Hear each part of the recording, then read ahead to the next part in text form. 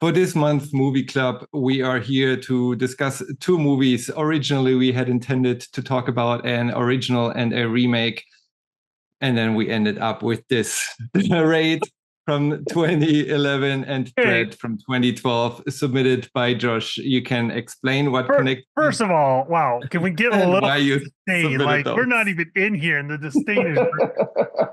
So the idea was, it's not a remake. Okay, I'll do this intro. Hi, welcome to the NMC Movie Club. For whatever godforsaken reason, someone decided we needed gimmicks, so they wanted to do remakes.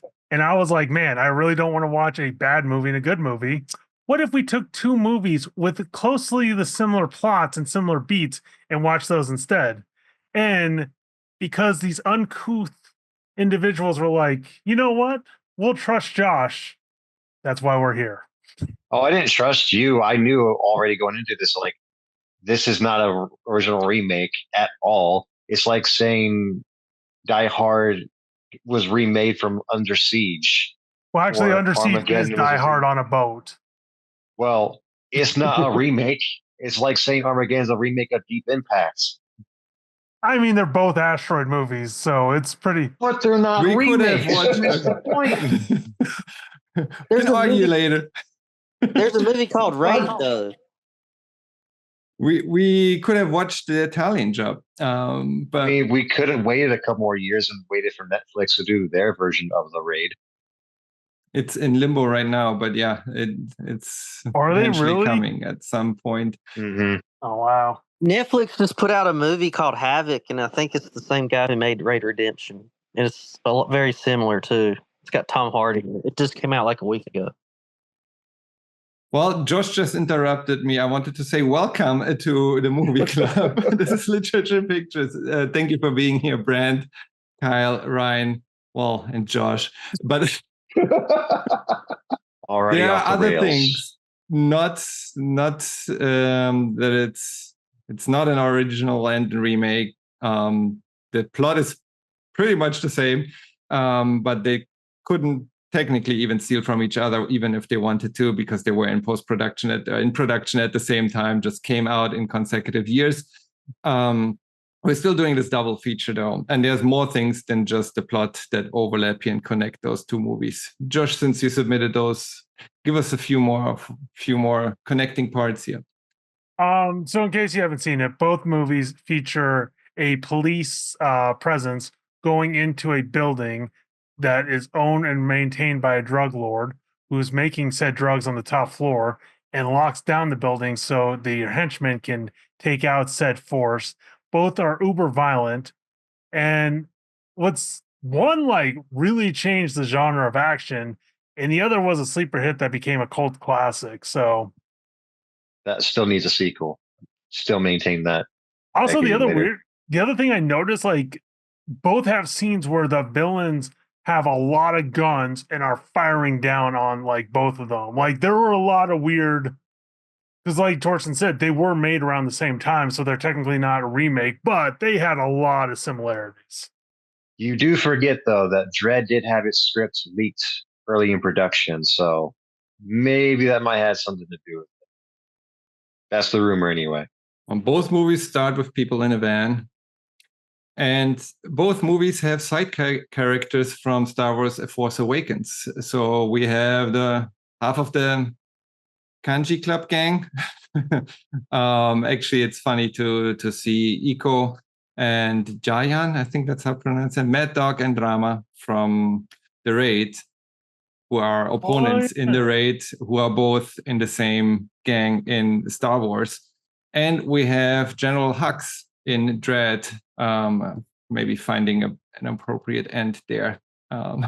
He seems so young in this movie too. It's like threw me off. Like almost teenager, but it's only 5 years in between Dredd and Force Awakens. Mm-hmm. Less than that, I think. I was gonna say, because someone mentioned that Dredd was going on 13 years, and it's like, yeesh. So Force Awakens was 2015. Okay, yeah, 15. 3 years. So 3 years only. For some reason, I keep thinking that's 2017, but I was already like Last Jedi, I believe. Anyways, Dredd, as you mentioned, needs not only a sequel, but I believe it was planned or written, intended to be a trilogy by Alex Garland. And I guess we can discuss his role later on as well in the making of this film. But yeah, as you mentioned, it has very, very similar plot. Like the plot is so similar that it's not only like this raid movie attacking the tower, but it is again also starting with Van, starting with the getting into the tower and then ascending to the top floor where the end boss resides. Having to Well, go like I back said- to back with it though, it is, yeah, it's similar with the terms of plot. When you get to like the actual nitty gritty details and the finer plot points, it's like there is some differences in the execution of how it's done. Like spoilers if you haven't seen these, but like how like the villain meets their end is, one is very unceremonious in one, and the other one is like very like cinematic, to put it mildly. Because I am curious on hearing Kyle's and Ryan's thoughts. I do feel like Red was more about the characters, like to a certain extent about the characters and how they got through it. The raid, that was more about the execution of the camera work and the stunts itself, whereas like the stories and characters were almost like a minor detail. Yeah, they're very one note ish. Yeah, that's what I was going to say. Like, it's funny you mentioned Final Boss, because what I was thinking was that this felt less like a remake of one or the other, and more like Raid was like the video game adaptation of Dredd, where it's just a whole bunch of fighting and then like a really quick cutscene with a tiny little bit of plot, and then back to more fighting. It was like the video game In a way, adaptation. Dredd is of more Dredd. focused. In a way, Dredd's a bit more focused with the characters because you only focus on 2 and not like 20 to keep track of. Also, with Dredd, they do a lot of show don't tell. Because like with the techie, because like it's easy to miss the first time. He was the guy who got his eyes poked out by Mama, and then got the like new cybernetic eyes and put in. But I never noticed this detail. He's got Mama, like, so all the gang members have a tattoo that says Mama with the heart, except for him. He just has her name tattooed here. So he's part of her property, but he's not part of the gang. Mm-hmm. I wonder why she like treated him so badly, because he basically saved her ass the first half of the movie constantly, and he was the only one under pressure. Like she didn't apply the same pressure to the guys that were manning the guns in the hallway later on. And I was kind of like, what did he do? Like he's actually like running the show here ish, like with regards to shutting the building down, keeping the cops out, the judges out, and organizing the whole thing, yet being under such a threat by her constantly. I think with that, it's more the cycle of violence, because like keep in mind she was a hooker, so she got beaten, like all that stuff. So it's like I think that was more the cycle of violence. Yeah. So it was my first time watching both movies. I think I watched Judge Dredd, the Sylvester Stallone one, at some point, but I mixed it up with what's the other one? Not Judgment Day. Demolition Man. There you go. Wait, for the record, before we start going down this, here, like one of the other movies they suggested was Tom Cruise, The Mummy, and then there were a lot of bad movies in there. I recommended that one to be a smartass, and then you actually put it on the poll. I recommended Cape Fear. That's why I picked these, because I wanted to avoid that. I'm like, no. You avoided actually talking about original versus remake to talk about just 2 similar-ish movies. You just cut the knot when it was like, okay, wasn't even the question. That's a problem when we're voting and people haven't watched it before. I mean, Brand, you watched both of them before, or you just had to? Yeah. I watched them side by side on this one. Usually, whenever I watch Dredd, I just watch it by itself. I don't usually watch it with the raid in mind. But it's interesting watching it back to back and seeing how things diverge, and also kind of play a similar role within itself. Kyle, have you? I'm sorry. No, I hadn't seen either. I think. Been wanting to. Oh, sorry. No, you're fine. Sorry about that. No, I was gonna say I hadn't seen either, but I'd been wanting to see Dredd for a while, which is why I voted for it. I'd never heard of the Raid, but let's go for Dredd. I'm just Ryan, messed did up you with the Raid watch with me. any of them before? This is my first time seeing Raid. But you had watched Dredd before. Yes. Were you I think, surprised not really. Oh, both about in the theaters. similarities? Do what? No, I was wondering if you had you watched Dredd before and then you watched Raid now, whether you were surprised about the similarities that were there all along. Because I mean, I kind of knew about it going in now because Josh submitted those as similar movies, so it's like, okay, they gotta have something in common, and then like I figured like they probably have the same story plot ish.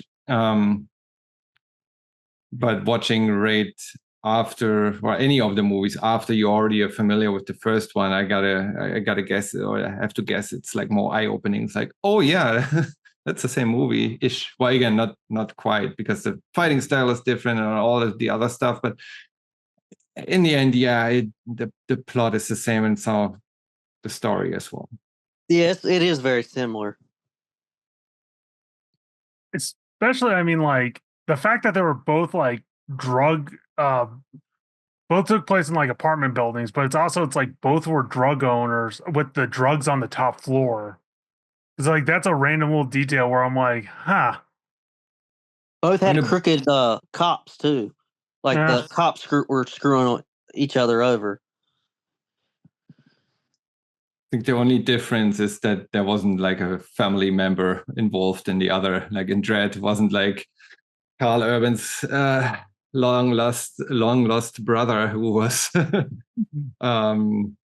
being, what's his name, Techie? General Hux. Out of curiosity, am I the only one here who's read like a lot of Dredd?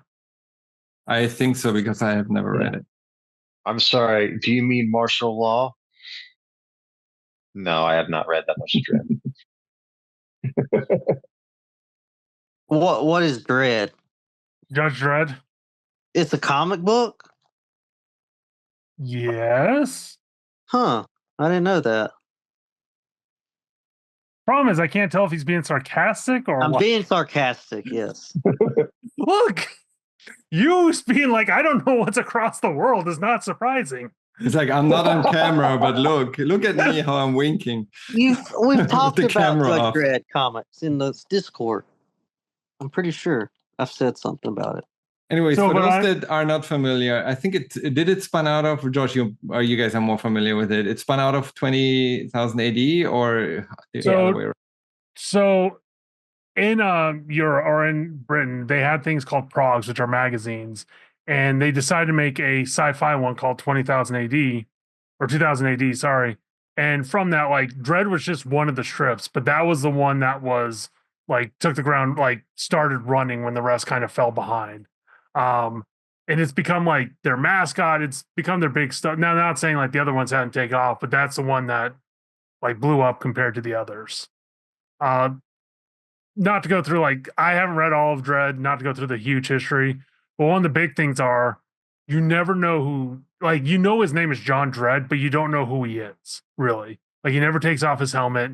You never see his personal life if he has one. Because he's almost an idea where it's like, this is the law. And the thing is, like, Dredd is very much a fascist kind of character where if it's a conflict that takes place in Mega City, he's the villain, like, he's the antagonist. If it's a conflict that takes like a force outside the city, he's the protagonist. So, which you kind of get a little bit in this movie. So you never get a backstory for Judge Dredd in the comics? Nope. Yeah, also what irritated me a little bit in the movie, and then I read up a little bit more about Judge Dredd, the comic, then it made more sense, and I wish they had maybe pronounced it a little bit more in the movie, but maybe you can only pronounce it so much in one movie instead of making the trilogy how it was planned, is that Judge Dredd doesn't really have much of a character arc, but also in the comics, he's like this stable, like there's always constant. He is the law and the law doesn't change. And he's the judge that is not corrupt, and there's no arc for him. What is interesting, I guess, about it is that everyone around him changes and his environment keeps changing, and they have those story arcs or character arcs and in different environments, as you mentioned, and he is the only constant in that world. Where in this movie you get a little bit of that, but I guess you can only flesh that out once you have a longer run. You cannot do this in one movie. You just see like, oh, this character doesn't have an arc. But then if it's based on someone who doesn't have an arc that is actually fleshed out over multiple like years, decades of when those books were written, it makes sense.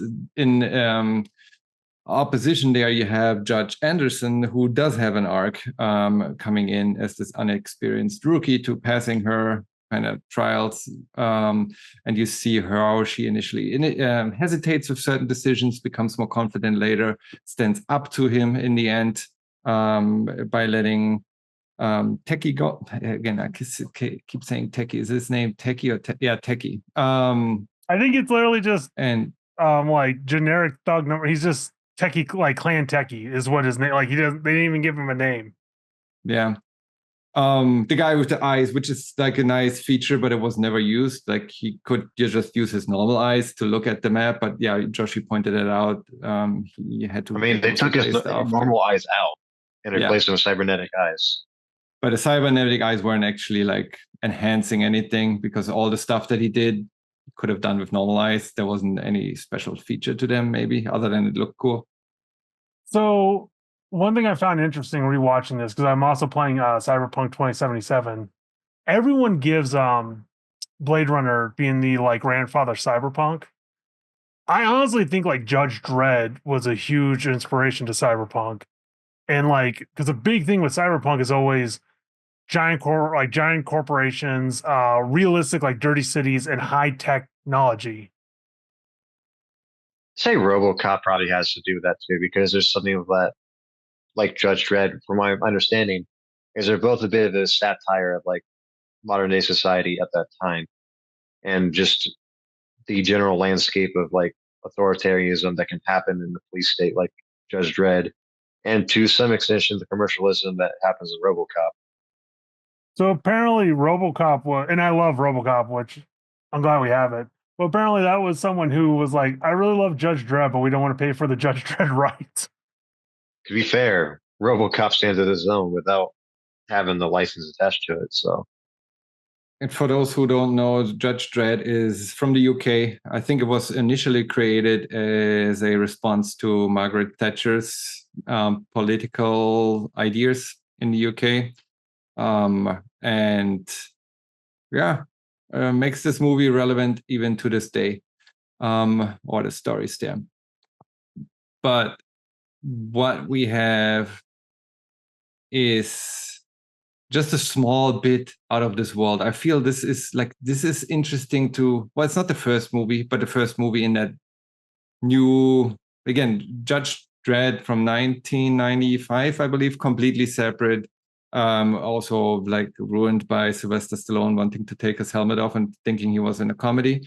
But it's as a first movie, it doesn't do much world building too, in my mind. It does more than the Raid in the beginning, because in the Raid you get no explanation whatsoever.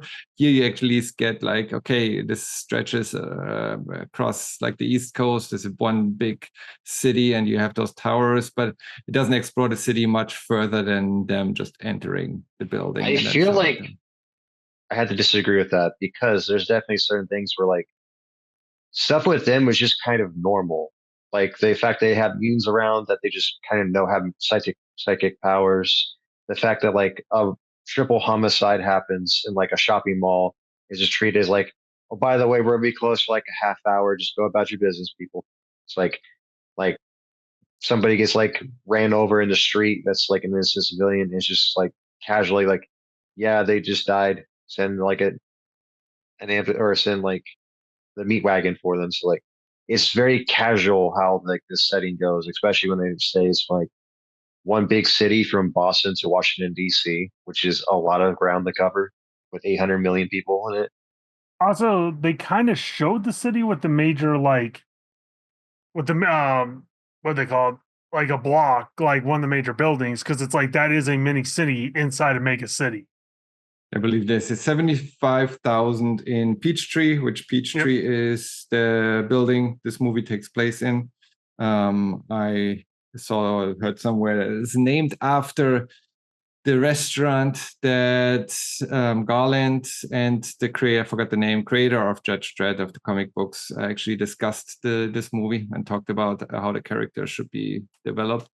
So nice Easter egg there. But in Peachtree, that once the judges enter, is basically immediately shut down by Mama.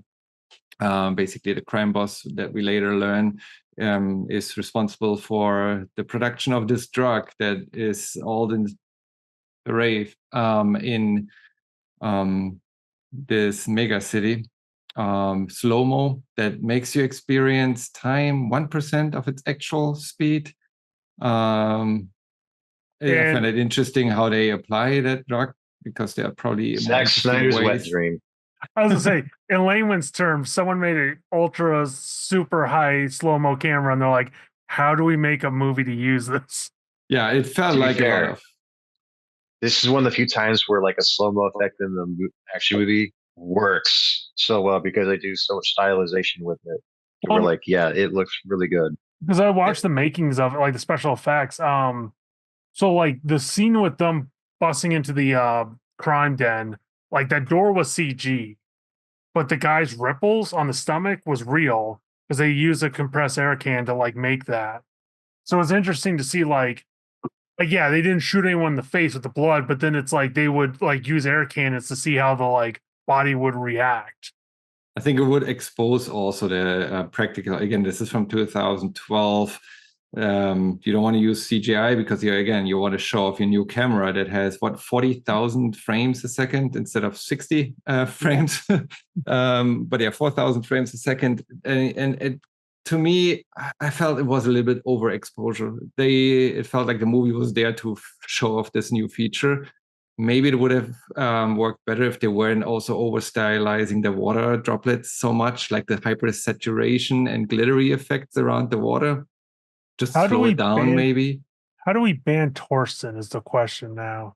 See, no, even that I found is like a character moment a little bit for Mama, because like her whole thing is like she came from like a rough upbringing, so she's trying to find some type of escape from it using the drug.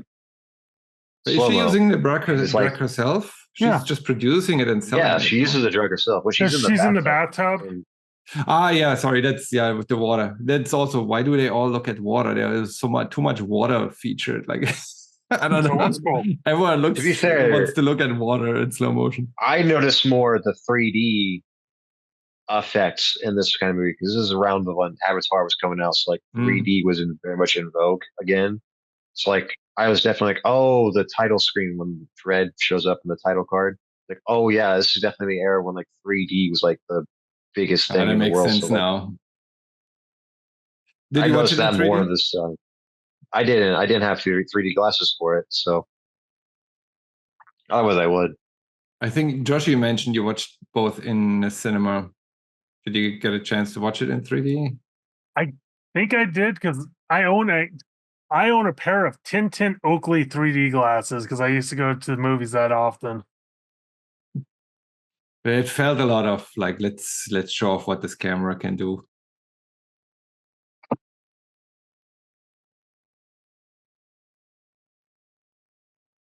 Kyle, Ryan, is there anything? I mean, I don't know if we want to jump back and forth between the Raid and Dredd to talk about one movie a little bit more in detail. I feel we've talked about Dredd.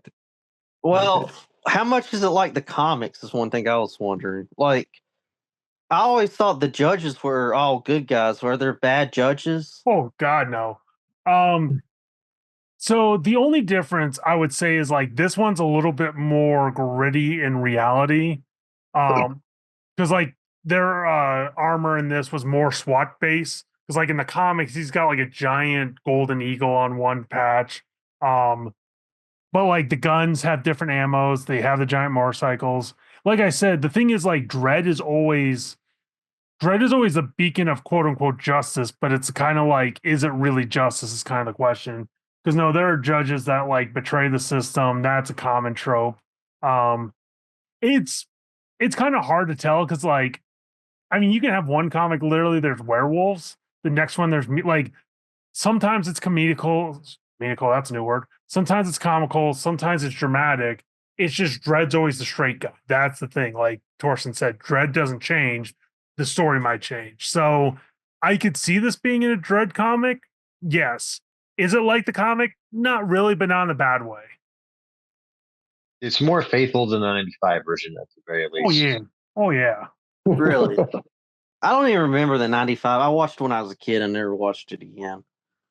I just Yeah. remember the how Hammy, Stallone, and other characters like Rob Schneider just randomly in that movie as the comedic relief as if it needs it. Well, because like Dread, the crazy thing is that one looks more like the comic because they have like the giant robot. They go out to the Outlands, like they do a lot of stuff. But yeah, it's just like the tone was so off, especially because it. If you didn't call that thing Judge Dredd, it was just a Stallone. Like it's a fun Stallone movie. It's a terrible Judge Dredd movie. You betrayed the law. Law. Because the other thing is like they didn't get into it because Mega City 1 is in America. There's UK and Ireland, there's Australia. Russia's got one. I can't remember who else has. I don't know if South America or Africa or Asia has one. I feel this movie had more loophole. Let's get a little bit into the critique here. Had more flaws with regards to the story and the plot than the Raid. I couldn't find too much that's to because it had critique on one. with regards to the Raid. In this one, there are just so many obvious plot holes. Like he's running out of ammo in the end, and this is like kind of the big thing. He's out of ammo, but then later on, like 5 minutes, 10 minutes later, he has an extra clip in his belt and reloads. It's like you could have done this the whole No. time. He took the judges that they killed in the lab. They took Okay. their ammo instead when they got killed. He didn't grab his own belt. No, grabbed he that was from. he was out because he gets shot. Then he goes wait, and there's a whole spiel about like Dredd finally saying wait, so you know she'll shoot you. He takes Then she shoots. Yeah. yeah, she shoots him with a normal gun because he takes his ammo. Okay. Well, then that's my bad. All right. Scratch that. I have another one. Mama could have shut down the elevators the whole time, and they wouldn't have been able to walk 200 floors the stairs with the entire building being after them. They just take the elevator and just go up 75th floor, go up 200. Like, just shut the elevators down. That's it. That's your major plot. That oof. Man. That is a crime on cinema. They didn't shut down the elevators. Yeah, it's like they kind of did that before, and then they had the other judges show up who were on their payroll, so they kind of had to give them some access to like. Also, let's say they elevators. shut off the elevators. Then what? Because at some point they got to deal with the judges. They get blown out of the side of the building and land on the only skateboard ramp there is in the entire 200 floor building on either side. That's normal movie stuff. That's just movie stuff. All right, maybe I'm too much critiquing because in the Raid, I feel things were more connected, more thought through. I watching them back to back, I realized I think I probably enjoyed Dredd slightly more than the Raid, but I think it's just more so just I think Dredd is a bit more stylized. I like that stylization more than the Raid because I like the Raid 2 better than I do the Raid 1. I think Raid 2 handles a lot more of the action way better and characters better than Raid 1 does. Raid 1 just feels it's simple and not in a bad way. But it's just very simple and like yeah, I can kind of see like the twist coming like a mile away, like how it's set up. Like the corrupt lieutenant in the raid. Yeah, like that feels like it's supposed to be a big twist. I'm like, yeah, given like his whole like demeanor and attitude throughout the movie, I can kind of see him not being on the up and up and being a bit on the corrupt side. That being said, him just nonchalantly like shooting people in the face is like took me by surprise. We gotta say at this point, the Raid and the Raid Redemption is the same movie. They just didn't have the licensing rights or naming rights for the Raid when they released it in the US because they sold it, and then in the US, I guess Hollywood wanted to make another Raid movie that they never did, and they couldn't use the Raid when they published it here. I thought it was because my dad was excited when I said we were watching The Raid. He's like, "What the hell do you know about that World War II film?" Because there was a film in the 70s called The Raid that was made. So I think it was more with that. Okay. Yeah, I'm not 100%. I heard, like, I listened to someone talking about the movie, and they mentioned that they didn't get the rights because they had sold the rights to the US, and then they didn't make the movie, so they dubbed it and brought it out in the US, and then had to use Redemption, which is funny because no one, maybe the brother gets redeemed a little bit, but not really because he stays in the crime business. But there's no redemption about this. But it was then released in the US a year later. Same movie. I did watch, I don't know what version you guys watched. I watched the dubbed version. I watched the dub. It actually made it better for me this time around because, like, yeah, what they're saying and how they're saying it with like the dialogue and the subtitles fits more the tone of this kind of movie than the subtitled, like, original language version of it that I watched before. Like, I just like that. I know the dub is somewhat goofy with how they pronounce certain words and of the English language, but like it's still pretty good in my opinion. Like, there with also how wasn't that much of a story to begin with that they needed to explain that it actually mattered that they they didn't talk that much. Yeah, I thought the dubs weren't that good. It reminded me of those Netflix dubs, how bad they can be. Like they're not horrible, but they sound real fake. Like, I don't know how to like. I think it's like they're trying to match the words to like the lip flaps. Well, it's also one, I doubt Neil Gaiman's writing this one. Two, you probably got like, I don't know, a week to dub. Like a really good dub, you might spend like a month, like really try to figure stuff out. I think this was like, yeah, let's do a second take. Yeah, it's good. Let's wrap. Okay. This was on the budget of $1 million, so it's not like they're breaking the bank to do a dub that is like Oscar worthy. How much?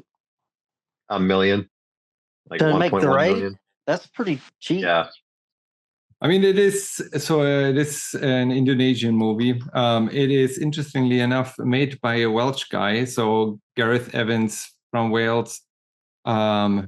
Guess his wife is from Indonesia, and then after not making it in Wales or like something, I don't know if he couldn't get into, like, so she found a job there, and then they moved, and then he decided to make movies down there, and then he figured there's no union down there, so he can have 26-hour shooting days with the crew who breaks their backs literally on screen, like the guy that fell down that in the one scene down one floor.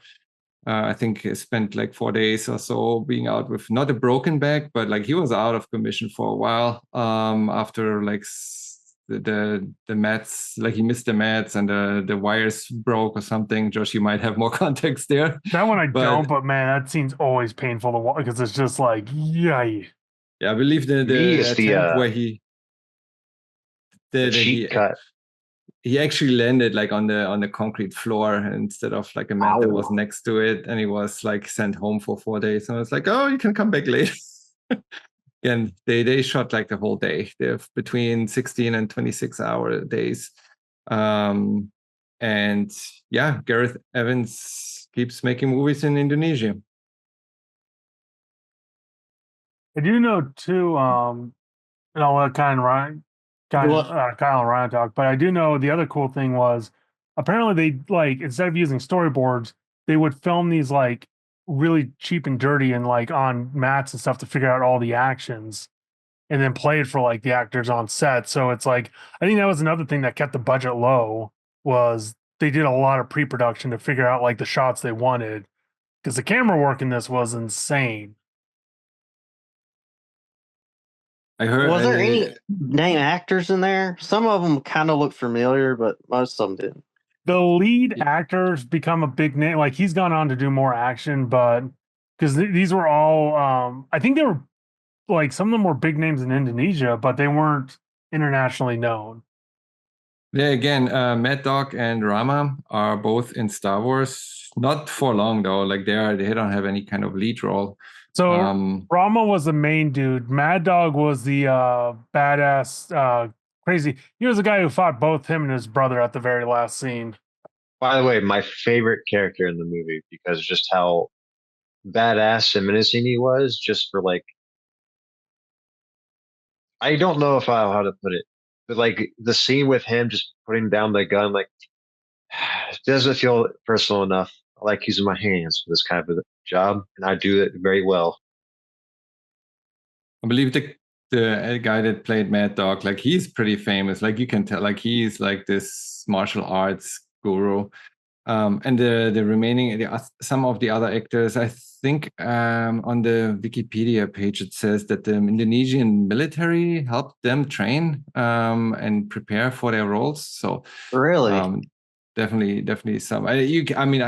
This is high. Like this was probably one of the best martial arts fighting. Like this is top notch, and the creativity that went into this. I believe no two characters got killed in the same way. Like there's so much creativity of how they all die. It's like over 120 kills in this movie in total. Just a few more than Dredd.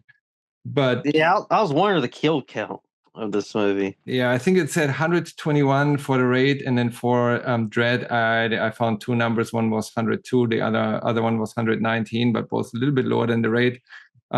Here though, in the raid, it felt like they were just like, okay, there's just someone going through with a semi-automatic gun, and like lots of them die at the same time. While here, this is like one-to-one, hand-to-hand knife combat. That they almost all die individually unless there's a fridge that's blown up. Or the Yeah, door. Dredd's definitely more focused on the guns, while Raid is definitely more focused on the martial arts. And I think that was definitely the intention of the Raid, was to focus on the martial arts aspect and not so much on the firearms aspect. That's why like a lot of like the best scenes in the Raid are focus on like the long takes of like the fist fights more than like the shooty bang bang parts of it. You'll never forget that door takedown. You'll No. never forget the kid being shot on camera. I don't think I've seen that ever in a movie. I think that's an unspoken rule that you cannot kill kids on camera that way. I think they still do it with a soft focus. So not completely high resolution, but still, like it's a scene that is like that wouldn't happen. Still in the neck though, like your mind's eye is already piecing that together. You're like, oh Jesus. Yeah, it's like half on screen, right? Like on screen, but blurred a little bit, only only a little bit. Definitely the better fight scenes to me. Like every fight scene was so well choreographed, with a kind of not satisfying ending, but like with a point. Like there always was a point. While in Dredd, it felt more like, well, we'll blast through all those walls, and like there's probably 20 people behind them. Some of them die, some don't. Here it felt very intentional. Like every fight felt intentional. One thing led to another. I do have to admit, though, at some point I lost track where all the different cops were. In the end, it didn't matter too much because not that many survived, only those two. But it's 3 actually. He gets him out of behind the wall and walks him out. He was hiding in the meantime. Because there was one group, then they split off to two. There was the sergeant's group that was kind of hiding in the bathroom, and then there was Rama and his group that went into the apartment, and then they got taken out, and then it was the two guys, and it was the other group. Also, that wall scene wasn't like the first time I saw that. I was on edge on that one. Yeah, I was like, The apparently he was, he like, actually hiding in the wall? cut on his cheek with it, like because he used even with a prop knife, it was like got him real good in the cheek. And then Yeah, putting his fingers right there to collect the blood, it's like, oh. So the guy didn't get killed for it too. Like that's, if I was in that situation, I would not even be thinking to do that. Like, oh, I got to get the blood on my gloves so that way you guys and trace it back to like me being hid behind the wall, I'd be like, oh shit, that's like right next to my face. Ow. The Is only yet you guys liked the raid much more than I did, but that scene though, that was good. That one where they're like hiding in, hiding in the wall. It was like that one was actually like genuine tension, even though I didn't actually care about any of the characters at all anyway. I still cared in that scene. Is that your main critique? Like, yeah, the character building happens later, right? It happens Well, fairly late in the was movie. it just felt monotonous to me after a while. Like after a while, it just oh, everybody's kung fu fighting still. I mean, like I said, yeah, Raid 2 definitely handles the characters and their plot lines are definitely better than the first one does. But like the first one is like, there's not a whole lot of characters. I mean, you can give the 20 different super cops, and most of them are rookies anyways, to where like you really just focus it down by the end of the movie to like 3 or 4 of them. And one of them that happens to be undercover, kind of, sort of, maybe. Well, and I will say this because, like, yeah, how to put this? Because there's some movies it's like, hey, I'm going into this because it's like I want sharp dialogue with witty like acting. This movie, like The Raid, is definitely a movie. It's like I want to watch kung fu fighting. I want to watch like insane action. Yeah, that's the thing. Like what they did well. It's just that I just lost interest in what they were doing. Even though like yeah, all the the camera work, the fighting was all done very well. It's just I guess just not for me. I like Dredd much better though. I will say, Mad Dog is probably a better henchman in both these movies. Like, as far as like intimidation, I found he was way more intimidating than Well, Kay was in Dredd. so spoiler for Raid 2, which is not really a spoiler, but they love the actor so much. They also love the character in the Raid 2. He's Mad Dog. Like it's just like he's slightly different, but it's like, isn't that the same guy? It's like, yeah, But Matter he Dog. died, but he comes back as a different character. pretty much. Yeah. Angry dog this time. That's I will say what's interesting because a lot of like kung fu or action movies, you usually have like the main character fight multiple people. I think this is the only time I can think of where the villain fights two people at once. But I love Yeah, that and like, he's like intentional, like I'm doing this for the sport. Like he has the upper hand, and he's like first in the scene, he throws the gun away. It's like I'm gonna do this one by one, and then in the second one, he's like, "You're not both like in front of me. I've got to be in the middle, like giving you even more of an advantage to start out with." he even raises up the chain too, which I thought was funny. So Yeah, like, get it out of the way. like, hold on, we got to do this right. Stay there. Set the Also, stage. man, that especially that fight scene, but it definitely felt like these men were trying to kill each other. Like they were not I mean, holding back. I'm still impressed with like the fact like shivved in the neck, in the side of the neck, and still trying to fight him off. Is that with the fluorescent light, right? The broken glass piece. Mm-hmm. my problem with the fight scenes, like it's like that in a lot of movies where you got one person running up to a person to fight at a time, like when they're outnumbered instead of them using the numbers, and it kind of gets old after a while. Like if you're outnumbering someone, why would you just go after one person at a time and wait till the other person gets done fighting and then jump in? It's like they don't ever 2 or 3 people really fight at once. That's just Have you kinda- not seen that 100 man versus like one gorilla debate going on recently? Yeah, I mean, at one point, shocked when you see so many people go down before you by one person who's going to set in. Like, maybe I should take my time with this and just think about if I want to join them this or not. Hesitation is the thing. Like, of course, when we're sitting here like trying to think about logically, we're going to be like, oh, why don't they just do this? But I'm sure when you're in the moment, you're not really thinking, well, if we all attack them at once, it's like, no, you're probably not thinking that in the situation when you just want to get this shit done.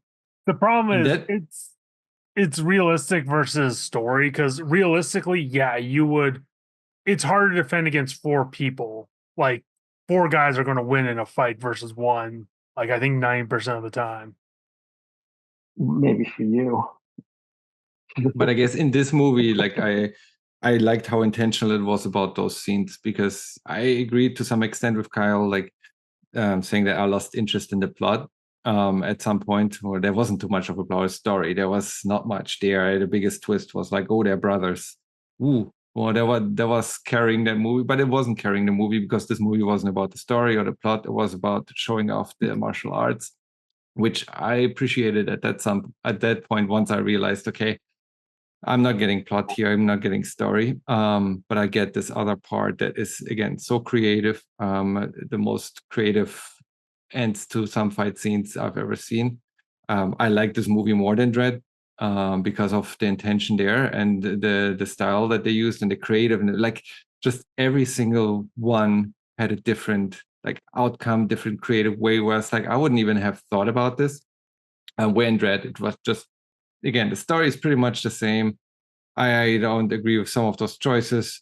Everyone made a big deal about the people being thrown down from like the 200th floor when they were skinned before. Like I felt this was a little bit more dramatic than being thrown down. But in the end, I appreciate that movie for the martial arts and just the creative ways of how those fights unfolded, how that camera worked. I believe the one scene when they go through the floor, they jump down, the camera follows them, and like felt like just a really like indie action fight scenes that I didn't get from Dredd. Yeah, and they killed off that SWAT team fast. I said That's like the only thing I couldn't keep count. Like, how many cops are there still? I don't know how many of them are still around. I There didn't was count them in the 18 think it beginning. was halfway through the movie where I'm like, okay, I really need to keep track of the proper nouns and stuff like that because I was getting kind of lost with like who's with who and where are they at in adjacent to each other. Like the lieutenant was like the easiest to pick out because he didn't look like the other characters so much. With like he looked out of uniform and had like the salt and pepper hair, so like he's the easiest one to spot. Whereas like Didn't have a helmet. yeah, it's like I can tell where he's at in location of people, but like other people, it's like they kind of blend in together. So I think like Predator does it well because it's like each one of those characters have a very just different look. But then you also spend a little bit of time with them, so you get to know like it's like okay, I don't know his whole backstory, but it's like that's the funny guy, that's the big like body, like the bigger bodybuilder. Like you get to know like at least it's like that's the quiet, like kind of crazy one.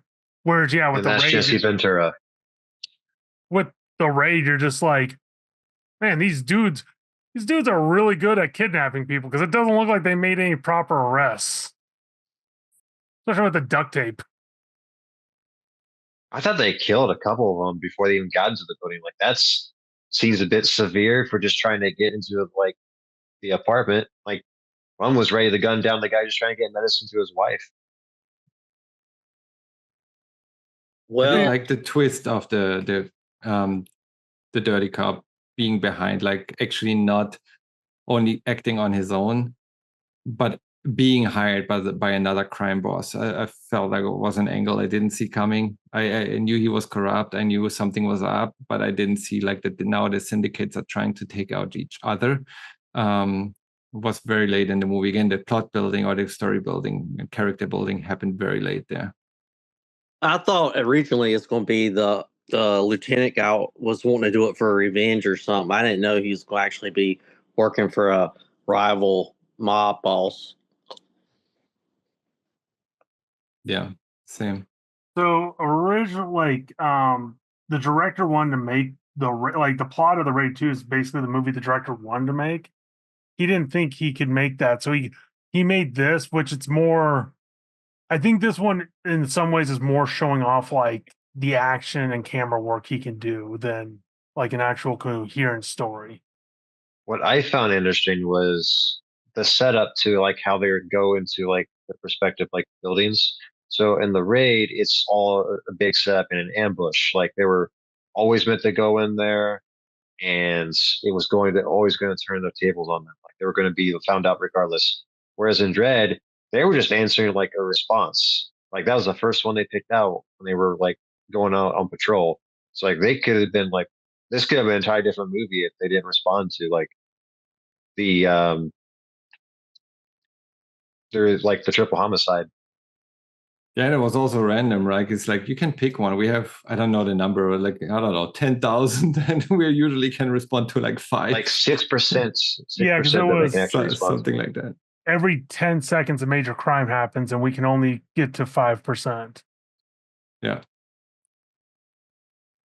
So it was very coincidental that they found actually the scene and entered the scene where the whole slow-mo stuff was made. Also, I like Momo, the villain Momo, better than the one in the Raid, because I don't even know the dude's name in the Raid, just unemployed serial guy. Tama wasn't? Like outside of His the dub outside, isms were kind of funny, but sorry. I was gonna say outside the close up of like him talking to the mic, he's kind of forgettable. Like, Hmm. If we're talking about names, we have Mad Dog and Andy. This is like, oh, we have Optimus Prime, Bumblebee, and this is Frank. This is Bob. Yeah, so, well, that's what I think of the Thunderbolts there. You got I Black haven't seen Widow yet, by and the way. Ghost So and Taskmaster and Bob. Yeah. But the character, I don't know what was the name of Wahoo was the corrupt boss. Who was the end boss? Tama? I think that's right. Tama. Yeah, I think that's even the names are similar, Mama and Tama. Like I'm sorry, I know that they didn't copy each other, but it really, really feels they copied each other. I forget what it's at called. least she had an actual name and backstory. I can't tell you what his backstory was other than drug kingpin. I'm in the building and I have cameras. That's it. I like his introduction though, where he's like those 3 people and he puts the plastic. It's like, well, you're running this messed up tower, and Yeah. you are still keeping your floor clean, even though you're about to like execute them. And then he runs out of bullets. He opens the drawer. He has more bullets, but he picks the hammer. He's like, here, hold this, puts the gun on the shoulder. Like, Yeah. like that introduction was pretty good. But like as far as everything else, like, yeah, just kind of generic crime kingpin. Yeah. The one, wait, before I start rambling on, Ryan, you like Dredd more or did you like the Raid more? That's a good question. Because they're pretty close. That's. I think I might like Dredd more. It's really close. They're about the same. Because I feel like I like the stylized version of Dredd more. Like, not just like I did enjoy the slow mo, but also like the obnoxious, dirty colors, like that dirty piss yellow, like a lot of reds. Yeah. Also liked how like they use the like this takes place in the future, but everything's kind of crappy. Like showing the security cameras aren't that like well made. I was more invested in Dredd when I rewatched it compared to the Raid.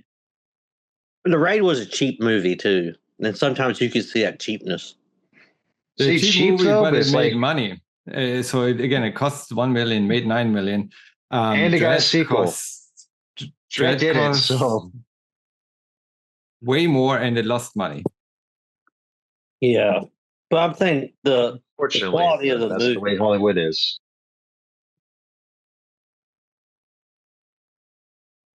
Kyle, go ahead. Go ahead and what? What's the Raid 2 like? It takes place right after. I won't lie. Like, I don't want to tell you too much of it because it's almost better to go in like knowing less because it's a fun Definitely ride. go into it blind. I will say this one where you said like this movie, the Raid feels cheap. You Yeah, can kind of tell the Raid 2 has money behind it because it has multiple locations. is it better than the first one? You think? Yeah, oh yeah. Yes, I enjoyed Raid 2 better than the Raid. Not I'll saying I put- think the Raid is bad or anything. It's 2 just did it better. So when I recommend this movie, I was like, sweet, I have both of these on Blu-ray. Then I discovered I own Raid 2, not 1 and 2. So I had to go buy it. I'm like, I thought the Raid owned Redemption both. was the sequel. Did anybody else think that Raid Redemption was the sequel? No, like I said, I had both of them on Blu-ray, so I was kind of confused looking at. That's why I think I saw it on like the Wikipedia page or something that said like the Raid Redemption, the Raid of the same movie. Like, oh, okay, now it makes sense.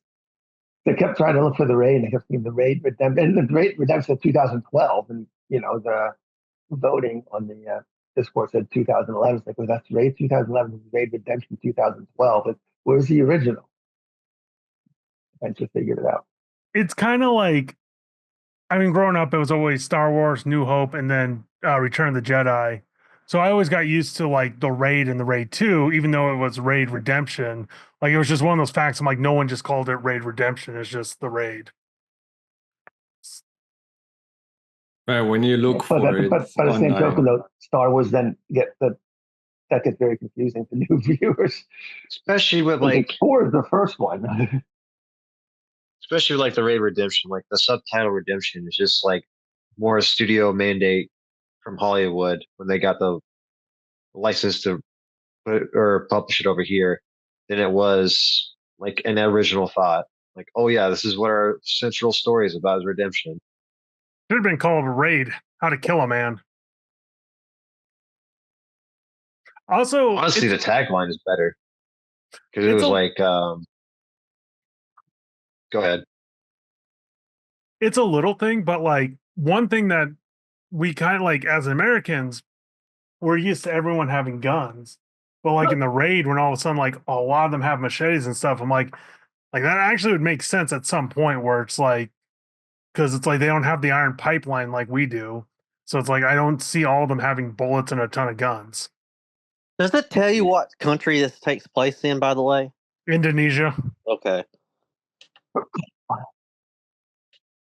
I only know that because it's Indonesia's greatest export.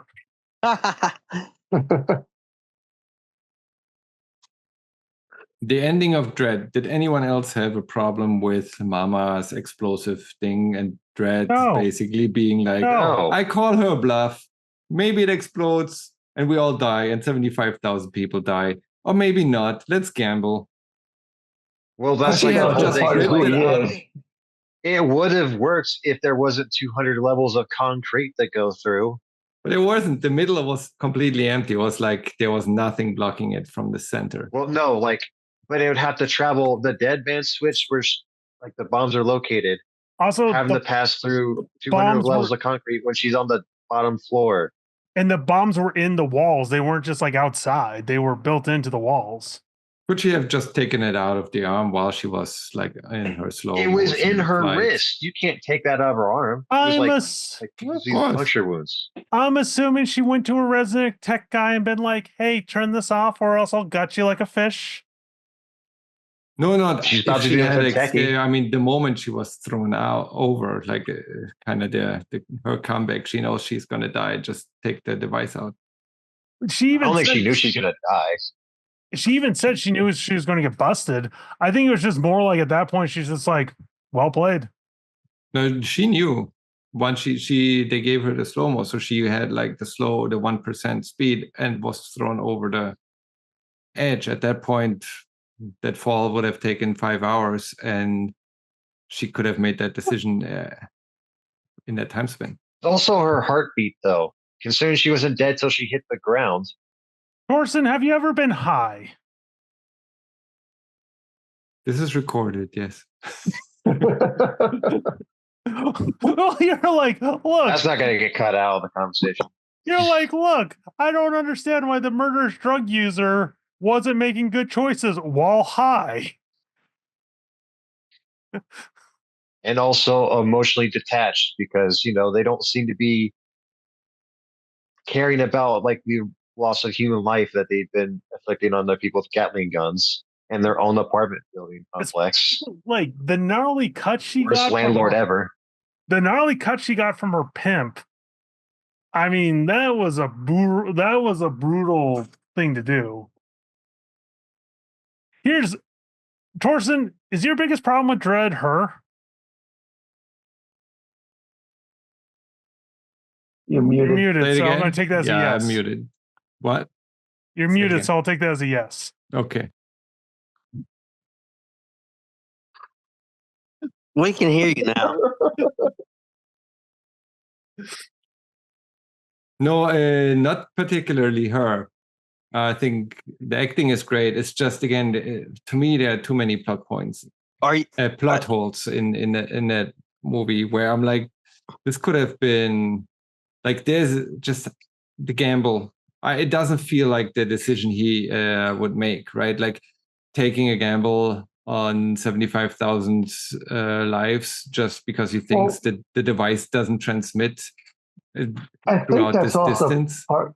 I think that's also part of who Dredd is. Though. He's not really a good guy. Yeah, he's not exactly like Josh has pointed out before.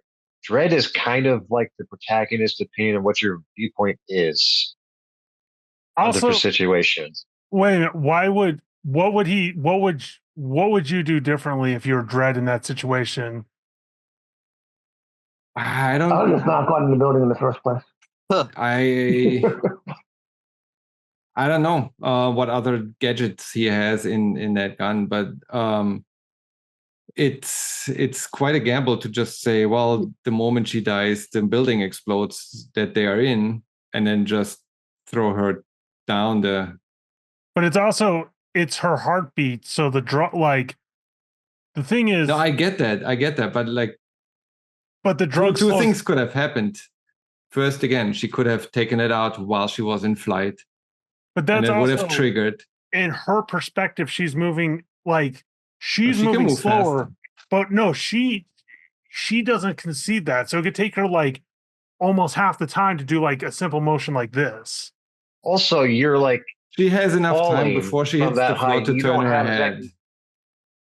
if you looked at like the device, it is like in her skin. Like you cannot rip that out without calling yourself in a tremendous amount of pain. And even if you did, I guarantee it's probably booby trapped in some way to not be like to be tamper proof in that kind of aspect. Also, because like I said, when she soaks up, like when she takes the hit from the drug, because you got that cool shot of her like soaking it in with her eyes gleaming.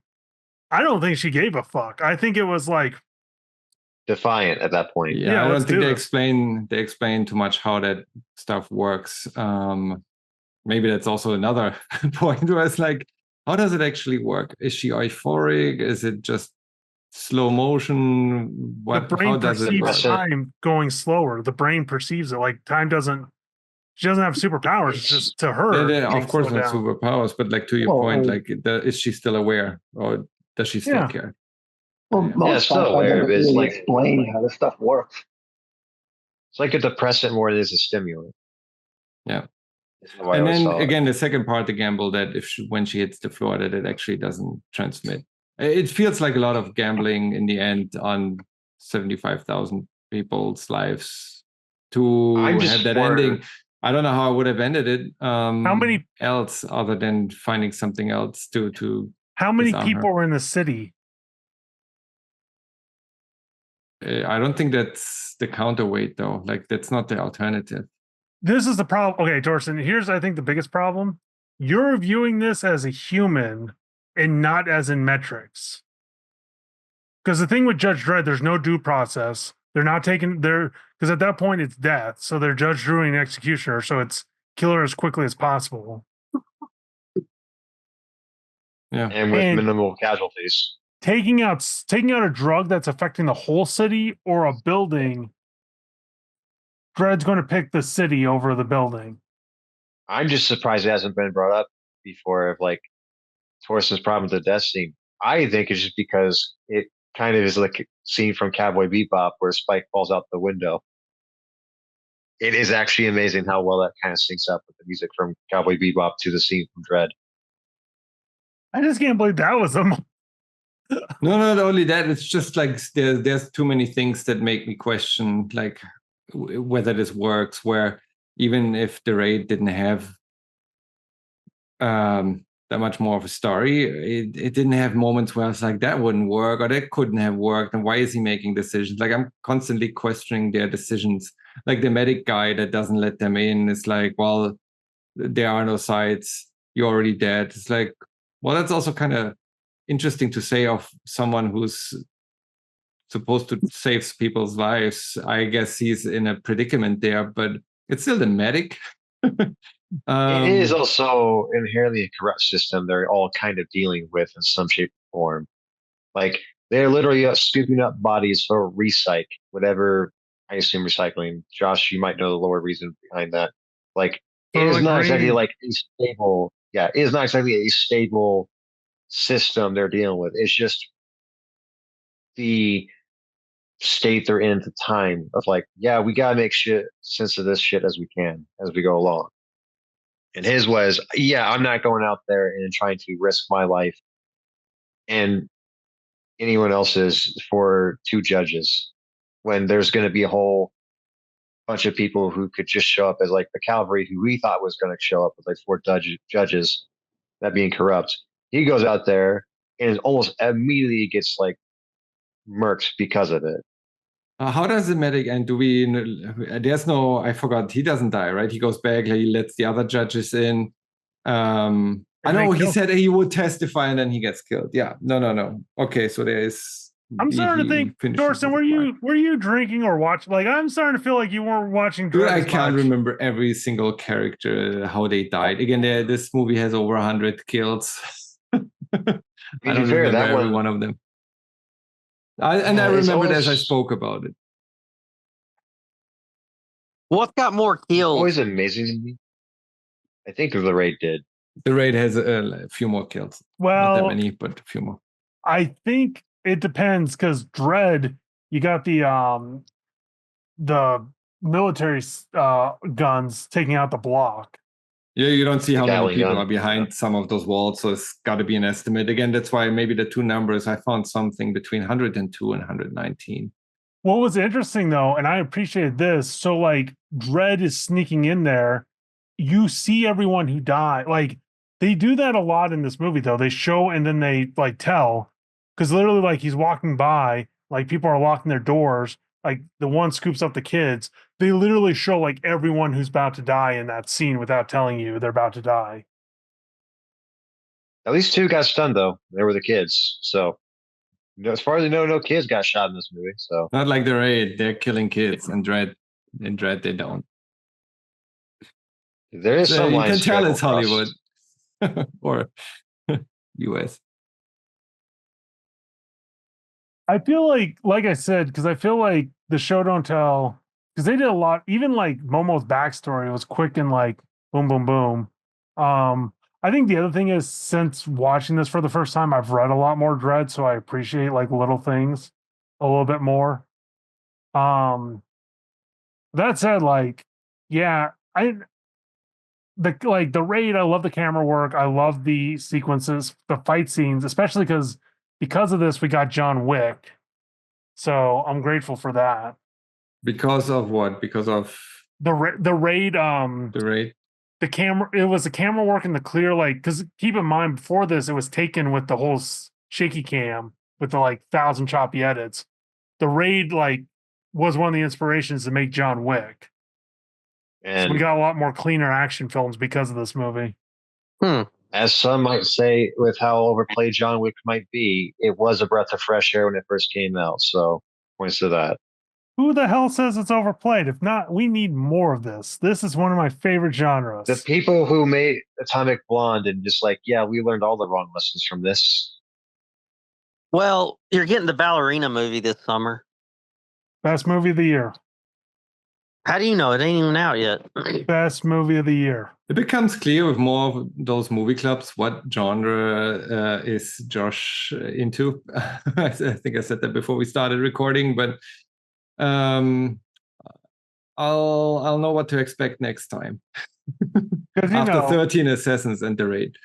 13 Assassins kind of falls under this, but the German animated movie is nothing like this. Yeah, it has some cool scenes. I almost forgot about that. You're welcome.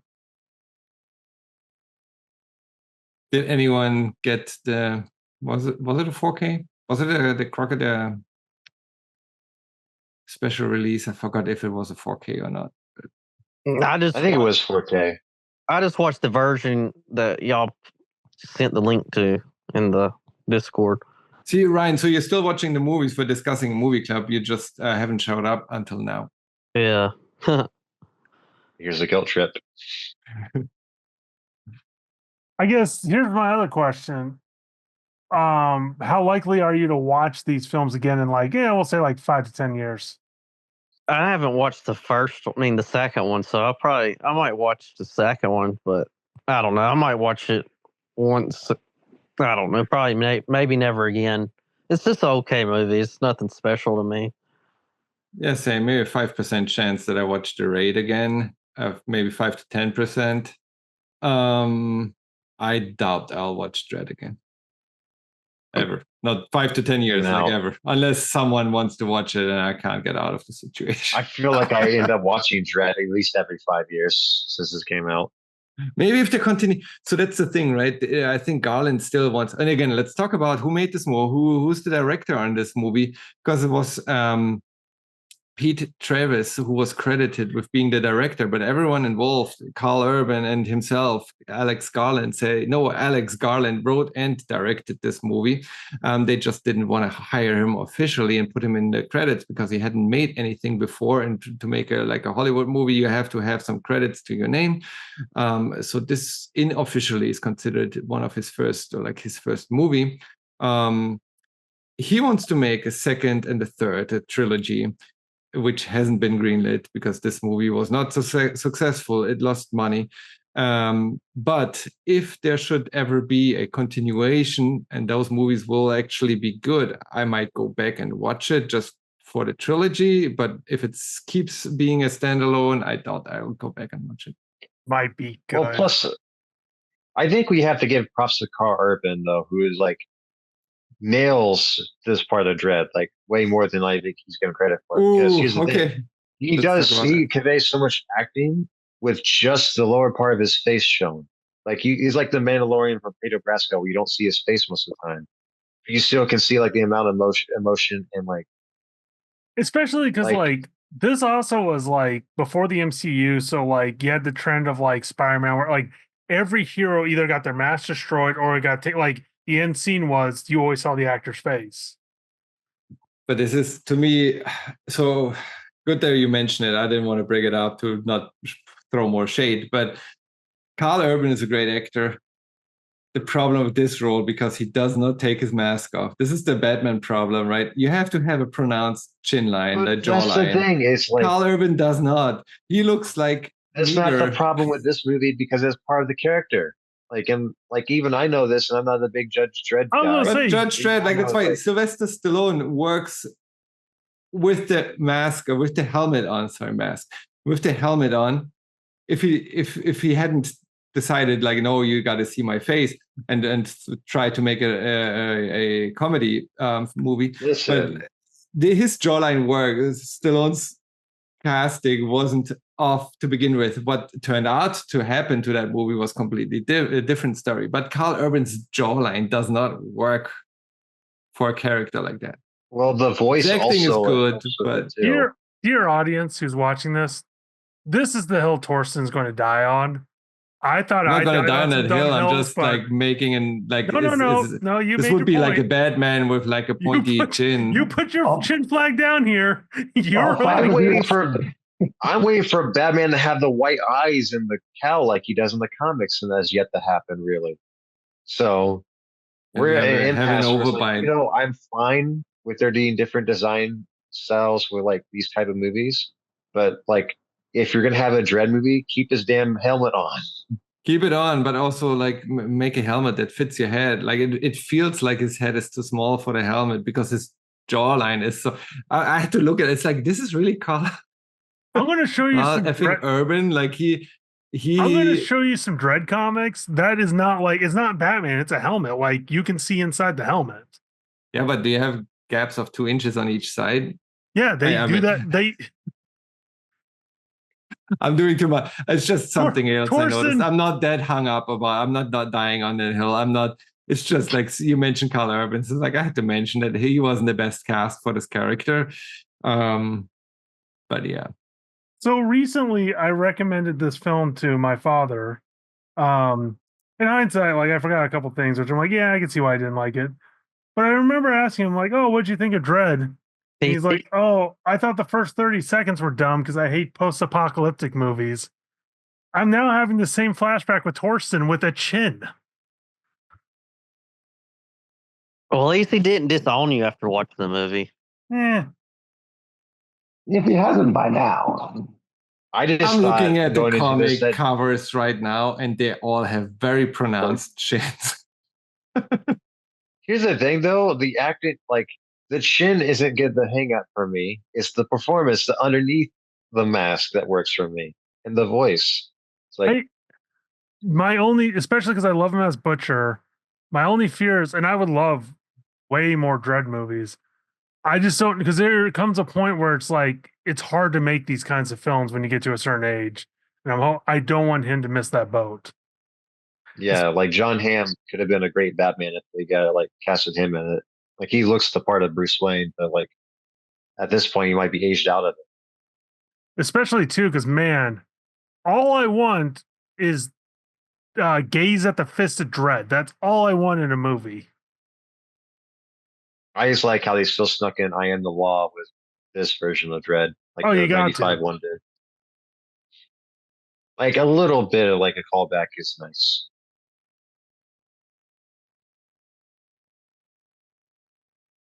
I'm gonna See, all I can say is we're having this talk about the Judge Dredd design, and all I'm saying is like this is not martial law, where that's just fearing and loathing on the freaking stomach, and like ridiculous design choice.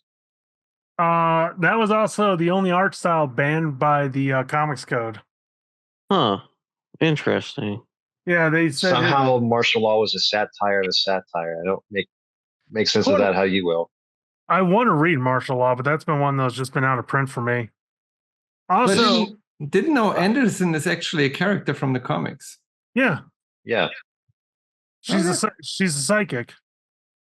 Also, that's all true. So this seems to be more true to the comics then. Very true to the comics. Especially, I mean, there's certain tropes like I can't tell you how many times like Dredd has trained people and failed them. Especially like little things like losing your gun is one of the ways you fail. I like that comment on her. It's like I already got. She's like, if that makes. I know he says something to the extent it's like that's a fair, like this obey letting a the criminal like escape will make you fail, and she's like, I already got my fail in by losing my gun.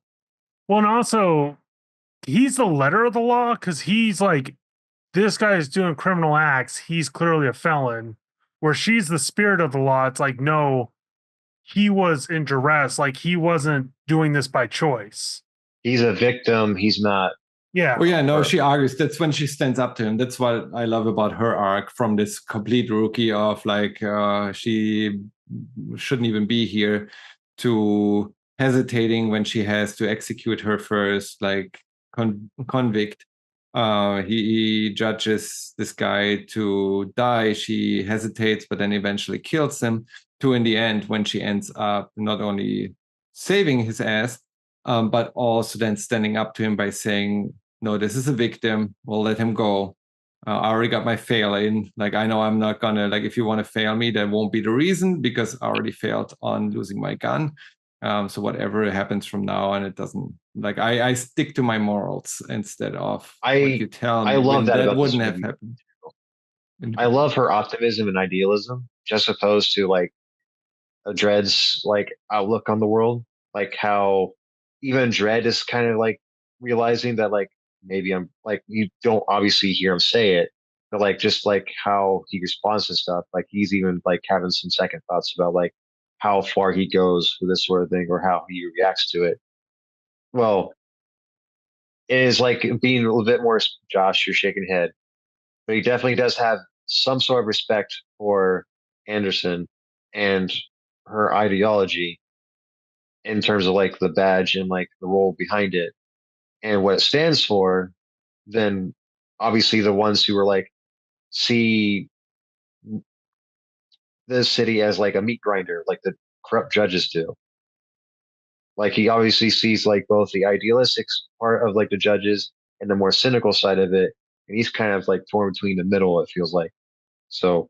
Even though he's not getting like the brunt of the character development, I still feel like he's sees like both the best and worst parts of what he's attached to in the society in this movie. And I feel she grows on him too, because I mean, in the end, he lets her like he passes her, like the superintendent or whoever the supervisor comes in and is like, "How did you do?" And then he's like, "She passed." So I like that part of the movie. Again, the other parts that kind of ruined that movie for me was the camera overuse of this. Like I want to show it off this new feature, like the Avatar problem, right? like we're just making a movie to show off some new feature, but it's not actually that good. And then some of the other plot holes. How did you feel about the character interaction there? Josh, Carl, or Ryan, like Anderson and Dredd. I think it was probably a little bit better than the raid. There was, I felt the characters were a lot more fleshed out. You had the guy, the technician, you had the rookie, and then you had Dredd. That was like, and then Mama, and you got to see their backstories, except for Dredd. And then you had what was it, 3 of the other judges? Is that what they're called? Yeah, judges. There were 4 of them. 4 of them that were trying to cash in on and betray Judge Dredd. So I thought those guys were kind of interesting, but I wish we could have learned a little bit more, but you can only do so much in that movie. So guess we gotta read the books. well, are they even connected really? I mean, you have like one of the most famous characters is Judge Death. He'll pop up like 3 or 4 times. Also, if you want to try out Judge Dredd and you're not quite sure where to start, Complete Case Files Volume 5 that has some of the best stories. Like the first 4 are a little rough. 5 is when things really start to come together. You have Judge Death with Anderson, Apocalypse War, the Block Wars. Like it's got some of the heavy hitters. Yeah. And you don't have to read the first 4 for the story to like continuous story or anything like that. You missed the first appearance of Judge Death, but it's not. You all are if you're watching this, you're an intelligent human being and have a good butt, so you can get. Are you sure all of us are? Yep, I stand by that, Kyle. Interesting. You would say that. No, but like honestly, I do feel like this is kind of just on a side tangent. I've read enough comics where I'm like 90% of the time I can figure out what's going on because it's not like, oh, this is so complex. Dredd, and like I said, this was made in a magazine. It's usually short stories that kind of like there's the democracy storyline, and it's literally just like it's kind of writers each picking up on like Dredd against democracy, like picking up on those threads. So you have certain themes, but it's not like it's not linear in the sense of like chapter 1, chapter 2, chapter 3.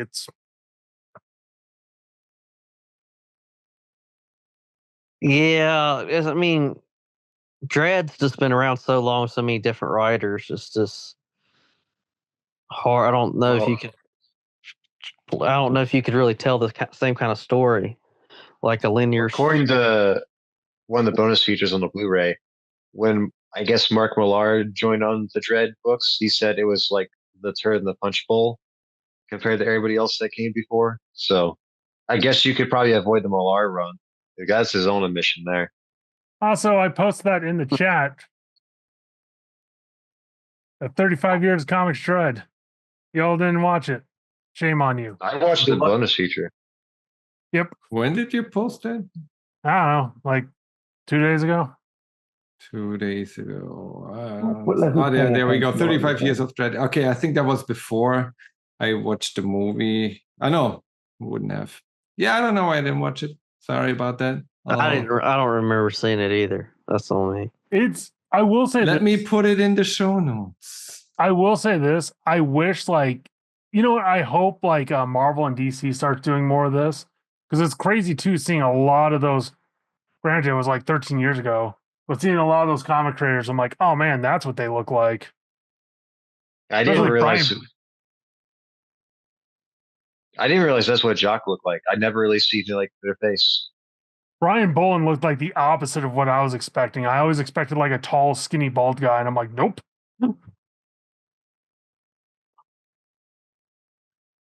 Dredd, like, also, if you want more information on Dredd, I would recommend Near Mint Condition because he's done a series going over those. Never heard of it. What's Hey, that? I gotta be nice to Omar once in a while.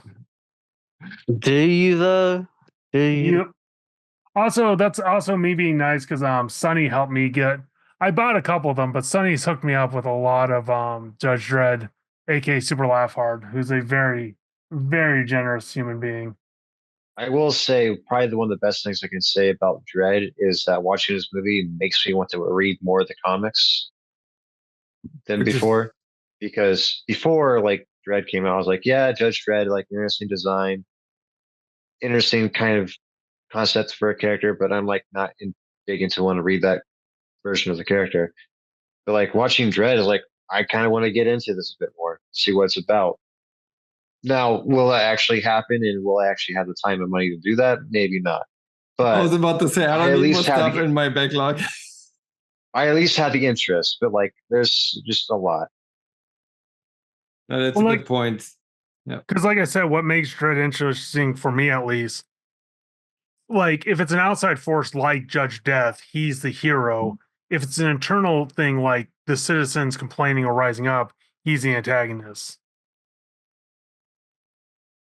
Keeps him down because he's the law, and the law has to be upheld. But it's like he doesn't change his character, it just depends on the circumstance. Yeah. So this came out again 2012 in production already since 2008. I don't know when she was cast, but Lena Headey was Game of Thrones was just starting to become big, or like the first season was already out, second season or so in production when this was made. So like this, the cast is kind of impressive. So Carl Urban, Lena Headey. I hadn't seen much of Olivia Thirlby. I think she was in Juno, and one other project I've seen, along with a bunch of other stuff I had never heard of. But the cast was interesting. Like it was surprising to me. Never watched Dredd, and then going into this, and it's like, oh, this has quite a star cast. But at the point when they weren't really stars, color maybe a little bit after Lord Carl of the Urban Rings, but before he became Executioner in Thor Ragnarok. yeah, Or before the boys and Butcher. everything. But he Yeah. was Behold my stuff. but he was in Lord of the Rings, even though I wouldn't even recognize him. I feel like because Lord of the Rings, like that was one of those parts where it's like, okay, because that had a huge star-filled cast. But I feel like then you got Dredd, then it was Star Trek, like those two propelled him. And I think, yeah, the biggest one so far has been The Boys, which Butcher. Yeah. He was Which in Doom. if he had played Dredd a little bit more like Butcher, there would have been more like again more rough. Like it wasn't. I don't know. Anyway, You sorry, get it. Ryan. You hate the movie. It wasn't I don't- Jackie Brown. It wasn't. Uh, Go ahead, Ryan. Carl Urban was in Doom too. In what? Doom. DOOM. Okay. Yeah. The Rock one? Yep. Yeah, we don't talk Oh about God, that I movie. forgot. Great movie. There's a reason why that movie doesn't. Should have won. Dude, that movie didn't even have the BFG in it. Don't give me that stuff about the Doom movie's good. Oh, he was That- also. Now I know you have bad taste. They're saving it for the sequel. Oh my gosh. So he was also in Red, but apparently he's also in Mortal Kombat 2. Oh yeah, he's playing Johnny Cage. Born. I don't know why he's playing Johnny Cage, but he Identity. is. Wow, he was in Xena Warrior Princess. As the princess? Yes, as the As the horse. Interesting. Can we ban Ryan already? That's not very nice. I might No, have it's to, not, but it's the Trump. Yeah. Someone I agrees might with have me. to cancel a certain Patreon membership. If, Why would you cancel Omar's Patreon? That's just me. maybe Josh Greathouse going to cancel now. That's At quick. Great You House load a Art. Patreon that quick. Josh is According- changing his tone now, knowing that you're getting paid. According to IMDb, Carl Urban also played an uncredited stormtrooper in Rise of Skywalker. Huh. Yeah, The I Star can see Wars that. connection. Oh my goodness. So Yeah, there the you worst go. Star Wars movie. They've all been in Star Wars. Also, General Hux. Wood Harris in this, because like, cow, like in the early, I think this might have been like the last time he played like generic gangster, because he was in The Wire and like Remember the Titans. Yeah, we As we're going further down this rabbit hole, us wrapping up this movie club, do you want to talk about a little bit more about certain details of either of those movies, compare those movies, or have any final words with regards to the Raid or Dredd? One thing I loved about Mama, we rarely get like a female villain, but when we get one, there always has to be like the pretty stylish. You never get one that's like the ugly, but like she was a butcher, like a monster. And they never at any point was like, oh, she's a femme fatale. It's like, no, she's just a bloodthirsty, She's horrible just human. evil. Now, I agree with driven you. to that by bad circumstances, probably yes. But continuing that cycle of violence and evil, yeah, definitely so there too. So Multiple layers of evil too, right? Like she doesn't only skin those people, then she also uses like I was like in the beginning, I was like, why do they give them the drugs when they want to kill them? Isn't that like, I mean, they make money off those drugs. They can't be that cheap because again, the whole empire is built like that's how they make the money. Drugs usually, especially legal drugs, are expensive because of that, and they're wasting kind of an expensive drug there on them. But it's more the intimidating, like the fear factor. She's showing everyone around her to like, I spare no expense to torture them, to because that's got to be a scary situation I to mean, be in. that's not that's not uncommon because like if someone like especially in a lot of crime shows, like if someone snitches or goes against like the syndicate or whatever, they'll have them like OD. They'll do something publicly where it's like they make it clear, like even using their own product, like you will But die. they're a using the horrible drug death. in a way where it's not enjoyable. Usually, Yeah. I mean, I don't know, but drugs are meant Sending to the be taken message to is what it enhance was. the enjoy. Sending a message, yes, multiple ways. Her introduction, like it's just like someone is like, what are? It's like, I can see this like writer's room, like what are the most evil ways we can introduce this character with? And it's like, yeah, she bit someone's dick off, and YouTube is probably Which banned the video just for that scares even sentence. her henchmen too. And like, what other ways can we introduce her? It's like, she used to be this prostitute, and we slice her face open, and she bit someone's private parts off, and then she's gonna skin someone, and then they take those like time enhancing drugs, slow time down, and throw them down 200 stories. It's like, yeah, it can't get much worse. Like you can't have a more evil person. There's no other, unless they light them on fire at the same time too. Like this is basically the max you can Also, I don't know why every time I always think it's like they give the slow mo and then skin them, not skin them and then do the slow mo. They did. put the slow-mo Same, right the moment when they push them over, just to make sure they have it in their system the whole way down. Also, that was a cool shot, like the POV of the inhaler, and then it slowly like Especially with the details on the gums are being frozen, like you see the gums being like eaten up, like rotten or frozen by I don't know if it's frozen or rotten, but like the gums being diseased by them taking the drug, like a nice detail there. I will say this, I think like the camera work and like movement was better in Raid. Dredd had some cool shots though, especially like him firing the incendiary shot and it like going over just some of the angles they picked. Like, I think this movie did a lot more than people appreciated. It's the Thorson. very definition of underrated.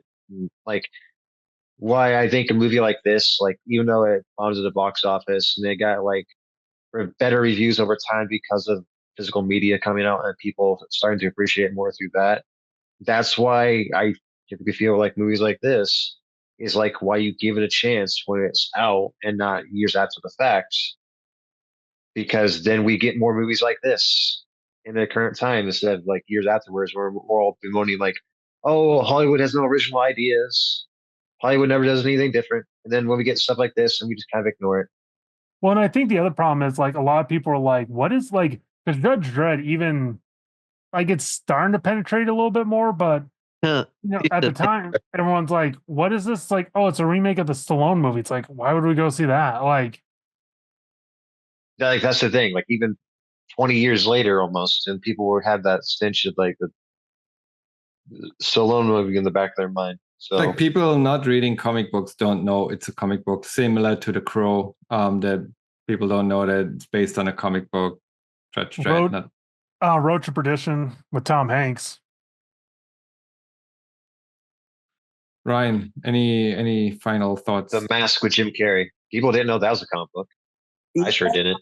I didn't know until I got into comics. It was based off The Mask was based off a comic, but overall, they're good popcorn flicks. These two movies, they're all right. I mean, nothing special, just cool action. So You broke up there, Kyle. I didn't say anything. Okay. Any final thoughts?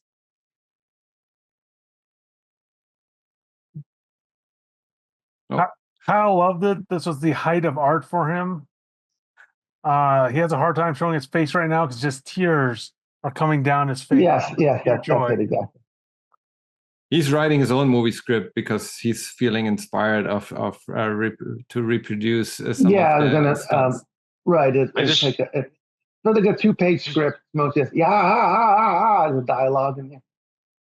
Just trying to figure out Thorson's like ranking for like movies of like this kind of caliber. Where like Die Hard is like somewhere probably in the middle. Then you have Lethal Weapon at the bottom for some reason. You have Dredd probably in between that. I think you got the Ray somehow the top. I think when it comes to the genre, we're gonna talk about First Love though. That's I think when it comes to the genre of action, me and Thorson are a lot different. No, we are not. I think because the movies you recommend, I appreciate them as the action movies that they are. I just don't appreciate the genre of action movie because it usually lacks plot and story. Not plot, it lacks story and meaning. That said, I liked 13 Assassins a lot. Much more than any of those movies. I quite again. My expectations going into a movie is always like, what does this movie want to tell me? If you had told me like this movie is not about anything, just appreciate the martial arts of the raid and I guess the 4,000 frames a second camera in Dredd, that would have been different. I realized at some point that there's no story; it's just a plot without a story. I appreciated the raid for the martial arts. I have my problems with Dredd. That said, I do want to know more about the character because of the movie, which is telling something. I would rank Die Hard in between those two movies. Personally, we are definitely on the somewhat lower end of movies that we have reviewed here that I'm probably not gonna go back and rewatch again. Interesting. Thorson hates Christmas. See, I thought going into this that Josh should be the villain instead of Thorson this entire time. That's the real twist of this, folks. Well, Josh is more of a real life villain. Josh is more of a real life villain as opposed to a movie taste villain. Josh is the comic book villain we all have to deal with on a regular basis. Thorson is the big bad that we actually had to deal with. Josh was smart enough to avoid watching Tom Cruise The Mummy, so it was a win. Here's the thing, though. You could have also verified Kate there, but I'm just saying. Because I've also I've seen both versions of the Italian Job. I like the remake a lot more. Of course, that's the one I saw originally. I don't know. The other problem with remakes, even even if I'm not the biggest fan of if I love a film or not the biggest fan, it is kind of weird to then go, let's watch the exact same movie because you're going to compare it no matter what, you're going to compare both of them because it's Here's the thing, though. The remake will sometimes surpass the original. I think that's the oh yeah, conceit we had with this originally. Like, yeah, there's sometimes where like the original will be superseded by the remake. Like Scarface is a remake of a movie from the 30s, and people remember Tony Montana from like Al John Carp Pacino. John Yeah, John Carpenter's The Carpenter's The Thing. Thing. Also, Like, I don't know if that's the one we discussed earlier. I don't know if anyone watched it. The reason I posted that Lego video, that Lego set was inspired by John Carpenter's The Thing. Hmm. We know maybe we should have just gone all out and just done that Gus Van Sant Psycho remake, the shot for shot one.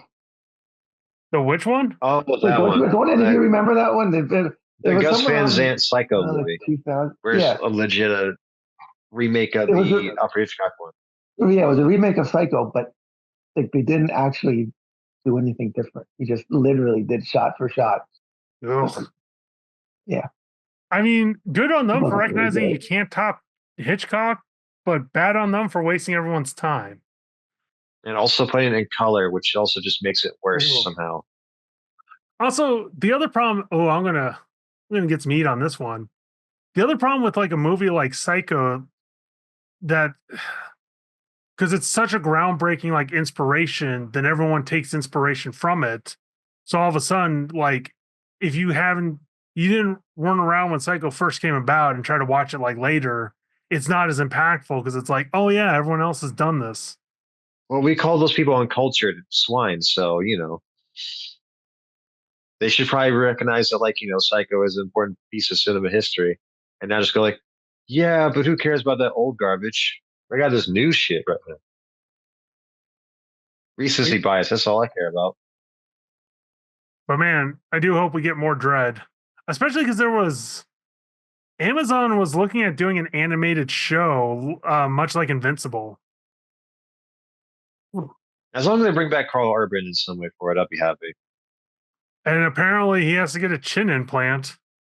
No, there is a I possible. mean, if it's so animated, you don't have to worry about shit implant. it says both projects are Like, stalled. yeah. Dredd is supposed to get a TV series stalled, no active project. Raid is supposed to be remade, a US remake that absolutely, I don't think, why would you remake that movie? Like, again, and you just have Dredd if you want to have a US version, because you can't replicate those martial arts scenes. You need, like, this is a prime example of this needs to be the original version because the martial arts is so perfect and there is no story. So why would you remake a movie that doesn't have a story? It has a plot, but doesn't have a story. But that project is also stalled and not currently in progress.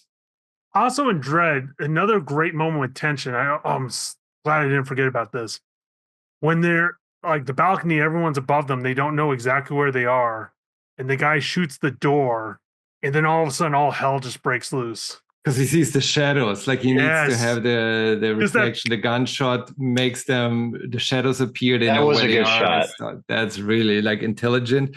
And then the scene right after, when that didn't register the first time watching, because then Andy sees in the monitors that this is his brother down there. He recognizes his brother. Like he lingers way too much on that one person that you wouldn't recognize it, but you don't know at that point what it means until again later when we find out that they are brothers. Yeah, great shots there. Because, like I said, I feel like, I mean, the camera movement action, but there are I feel like I don't want a remake of The Raid, but I can understand someone watching it and being like, hey, like the wall scene with the night, like taking inspiration, like how do I create this same kind of feeling or tension? Tarantino probably you gotta would want that, like the Daredevil Netflix show season 1, like the fight scenes in that, I could definitely see being inspired by The Raid. Oh yeah. All right, let's wrap it up. I want to thank you for discussing those two movies with me here today. I'll go deeper into all those other projects in a second offline. But for now, the official recording is over. Thank you so much, guys. Until next time. All right.